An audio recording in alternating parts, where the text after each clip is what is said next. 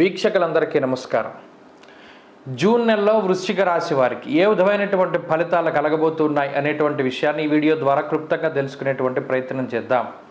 ముఖ్యంగా వృశ్చిక రాశి వారికి ఉండేటువంటి గ్రహస్థితిని గనక గమనిస్తే ఈ రాశి వారికి అర్ధాష్టమ శని, చతుర్థ స్థానమందు శనేశ్వరుడు, అలాగే పంచమ స్థానంలో రాహువు, షష్ఠ స్థానమందు కుజుడు, సప్తమ స్థానంలో రవి గురు బుధ శుక్ర గ్రహాలు సంచారం చేస్తూ ఉన్నాయి.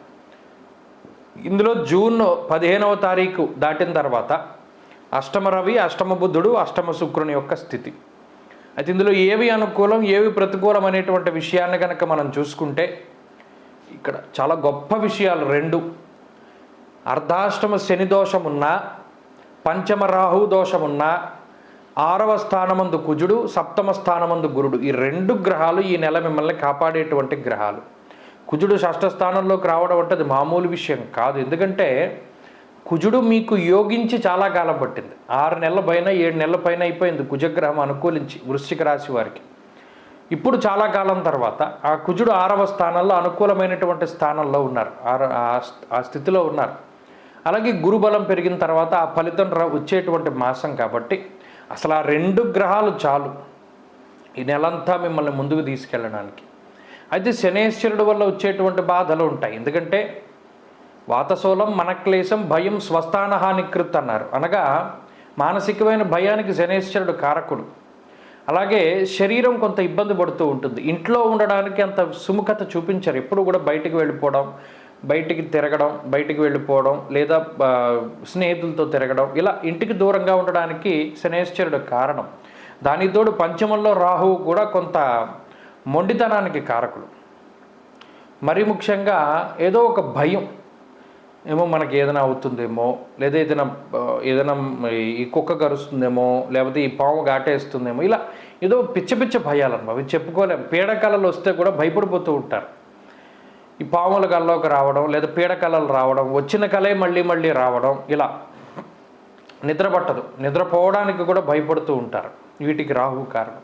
సరే, ఈ గ్రహస్థితులు ఎలా ఉంటే మొట్టమొదట ఆర్థికపరమైనటువంటి విషయాలను చూస్తే ఆర్థికంగా వృశ్చిక రాశి వారి యొక్క స్థితిగతులు గత నెలతో పోల్చుకుంటే 100% మెరుగయ్యాయి.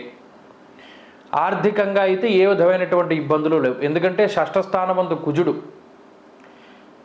వస్త్రలాభో ధాన్యలాభ ధనలాభ యశస్తథ మనోల్లాస ధర్మసిద్ధి అన్నది శాస్త్రం. అంటే ఇక్కడ మానసికమైనటువంటి ఉల్లాసం గురించి చెప్పారు, లాభం గురించి మాట్లాడారు. అనగా ఇక్కడ మీకు గతంలో కోల్పోయినటువంటి ధనము ద్రవ్యము వాటిని తిరిగి సంపాదించుకుంటూ ఉండడం, గతంలో కోల్పోయినటువంటి ఆరోగ్యాన్ని సంపాదించుకోవడం, రుణబాధల నుండి బయటపడడం, అలాగే శత్రువుల నుండి మిమ్మల్ని మీరు కాపాడుకోవడం, అలాగే రోగబాధల నుండి బయటపడడం, వీటన్నిటికీ కూడా కుజుడు కారణం. కాబట్టి విద్యాలాభాన్ని, అలాగే జయాన్ని, ఆర్థిక లాభాన్ని, మానసిక ప్రశాంతతని, వీటన్నిటినీ కూడా కుజుడు కలగజేస్తూ ఉంటారు. కాబట్టి ఆర్థికపరమైనటువంటి విషయాలు, అటు గురుడు కూడా సప్తమ స్థానంలో చాలా గొప్పగా ఆర్థికంగా ఉపయోగపడేటువంటి గ్రహం. గాత్ర గాంభీర్య పోషణం అన్నారు.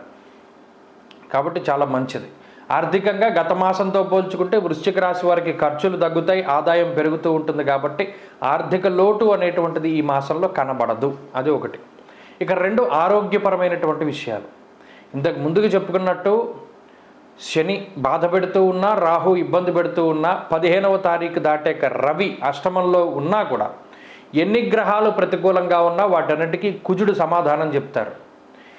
ఏమి శరీరంలో ఉన్న అన్ని ఎముకలు విరిగిపోనివ్వండి, కుజుడు బతికిస్తాడు. అంత గొప్ప గ్రహం కుజుడు.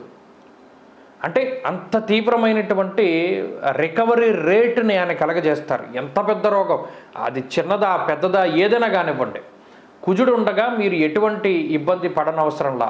ఎందుకంటే మీ రాస్యాధిపతి కుజుడు. ఎప్పుడైతే మీ రాస్యాధిపతి కుజుడుగా ఉండి ఆయన షష్ఠ స్థానంలో స్వక్షేత్రంలో ఉన్నారో అసలు ఏం అవ్వనివ్వండి, మీకు త్వరితగతిన ఆయన తగ్గించేస్తాడు. ఆరోగ్యపరంగా అయితే ఇబ్బందులు ఏమీ లేవు. అందులోనూ గురుడు దృష్టి ఉంది రాశి మీద. రాశ్యాధిపతి బలంగా ఉన్నారు ఇంకో రాశిలో, ఆయన బలమైన రాశిలో.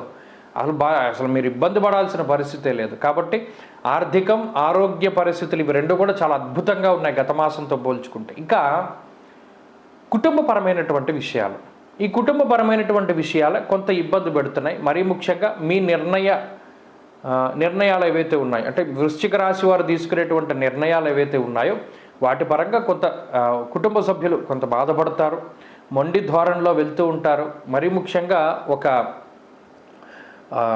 మీరు పలానా వాళ్ళు నేను చెప్పిందే చెయ్యాలి, నేను చెప్పింది జరగకపోతే ఎలా ఉంటుంది అలా ఉంటుంది అనేటువంటి బెదిరింపు ధోరణిలో కూడా వృశ్చిక రాశి వారు కుటుంబ సభ్యుల్ని ఆదేశించడం, వారు మీకు అనుకూలంగానే వారు ప్రవర్తించేటువంటి పరిస్థితులు ఇవన్నీ కూడా కనబడుతూ ఉన్నాయి. ఏదేమైనప్పటికీ కొంత ఉద్రిక్తమైనటువంటి వాతావరణం, అంటే మీరు చెప్పింది వాళ్ళు చెప్పింది మీరు కొంత విభేదిస్తూ ఉండడం ద్వారా చివరికి వారు మీరు చెప్పింది చేస్తారు కానీ ఆ రణగుణ ధ్వని అనేటువంటిది ఉంటుంది. కాబట్టి కుటుంబ సభ్యుల యొక్క సహకారం కూడా మీరు సంపాదించుకోగలుగుతారు. కాకపోతే దండోపాయం, సామధాన భేదాల్లో భేదం దండోపాయమే వాడతారు, సామరస్య ధోరణి ఉండదు. ఇక ఉద్యోగపరమైనటువంటి విషయాలు అయితే చాలా బాగున్నాయి. ఉద్యోగపరంగా వృశ్చిక రాశి వారికి ఈ మాసంలో చాలా మంచి స్థితిగతులు కనబడుతూ ఉన్నాయి.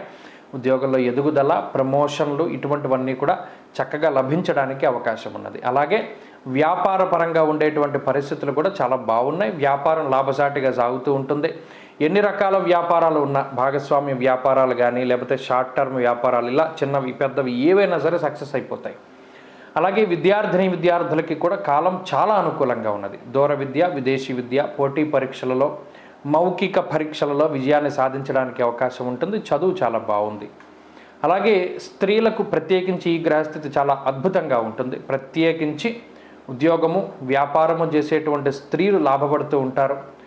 పరిస్థితులన్నీ కూడా చాలా అద్భుతంగా గోచరిస్తూ ఉన్నాయి. వ్యవసాయము, భూమిని నమ్ముకునే జీవనాన్ని సాగించేటువంటి వాళ్ళు వృశ్చిక రాశి వారిదే రాజ్యం అంటారు. రైతే రాజు అంటారు. వృశ్చిక రాశిలో పుట్టినటువంటి రైతే రాజు నిజంగానే, ఎందుకంటే గ్రహస్థితి అంత అనుకూలంగా ఉన్నది. కాబట్టి ప్రత్యేకించి వృశ్చిక రాశి వారికి మేతో పోల్చుకుంటే జూన్ చాలా బాగున్నట్టు. ఈ జూన్ నెలలో మరింత అనుకూలమైనటువంటి ఫలితాలను వారు సాధించడానికై ప్రత్యేకించి ఈ అర్ధాష్టమ శని దోషం పోగొట్టుకోవడానికి మాస శివరాత్రి, ఆరుద్ర నక్షత్రం, అంటే మాస శివరాత్రి రోజున, ఆరుద్ర నక్షత్రం ఉన్నటువంటి రోజున, అష్టమి తిథి ఉన్నటువంటి రోజున, శుక్లపక్షం కృష్ణపక్షం ఏదైనా సరే ఆయా రోజుల్లో ప్రత్యేకించి ఈశ్వరాభిషేకాన్ని జరిపించుకోవడము, శని త్రయోదశులు ఏదైనా ఈ నెలలో వస్తే వదిలిపెట్టకుండా శనేశ్వరుడికి తైలాభిషేకం చేయించుకోవడము, తిలదానాన్ని ఇవ్వడము, నల్లటి పళ్ళు దానం చేయడము, ప్రతినిత్యం చదువుకోగలిగితే రుద్రకవచము, కాలభైరవాష్టకాన్ని పఠిస్తూ ఉండడం చెప్పదగినటువంటి సూచన. ఇలాంటివి చేస్తూ ఉంటే ఈ నెలలో ఉండేటువంటి స్థితిగతులు కూడా మెరుగై చక్కటి ఫలితాలని, ఉన్నతమైనటువంటి ఫలితాలని పొందడానికి అవకాశం ఉంటుంది.